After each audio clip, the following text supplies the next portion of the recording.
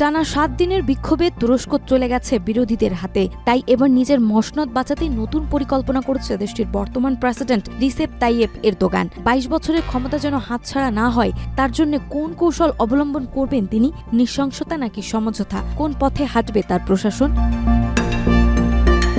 তুরস্কের ইস্তাম্বুলের মেয়র একরাম ইমামোগলুকে দুর্নীতির অভিযোগে গ্রেফতার করার পর বিরোধী দল সিএইচপি টানা ৭ দিন আন্দোলন চালায়। আশঙ্কা ছিল সরকার ইস্তাম্বুলে প্রশাসক নিয়োগ দেবে, তবে আন্দোলনের চাপে সরকার সমঝোতায় আসে এবং বিরোধী নেতা নুরি আসলানকে ভারপ্রাপ্ত মেয়র হিসেবে নির্বাচন করা হয়। এতে বিরোধীরা ইস্তাম্বুল নিজেদের হাতে রাখতে পারলেও এরদোগানের জন্য ইতিবাচক দিক হল প্রেসিডেন্ট নির্বাচনের জন্য তার বড় প্রতিদ্বন্দ্বী ইমামোগলু নির্বাচনে অযোগ্য হয়ে কারাগারে গেছেন। তবে বিরোধীরা আন্দোলন চালিয়ে যাওয়ার ঘোষণা দিয়েছে, দাবি তুলেছে আগাম নির্বাচনের।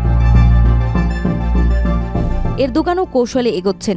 সংবিধান অনুযায়ী তিনি আরেকবার প্রেসিডেন্ট হতে পারবেন না, তাই আগাম নির্বাচনই তার পথ। এদিকে কুর্দি নেতা দেমিরতাশকে মুক্তি দিয়ে কুর্দিদের ভোট ভাগ করতে চাইছেন তিনি। তবে ক্ষমতায় থাকতে হলে তাকে অর্থনৈতিক পরিস্থিতি উন্নয়ন করতে হবে, কারণ তুর্কিরা রাজনীতির চেয়ে অর্থনীতিকে বেশি গুরুত্ব দেয়। এখন সময়ের অপেক্ষা, শেষ অবধি টিকে থাকে বিক্ষোভকারীরা নাকি এরদোয়ানের নতুন কৌশল। নাজমা, মাই টিভি।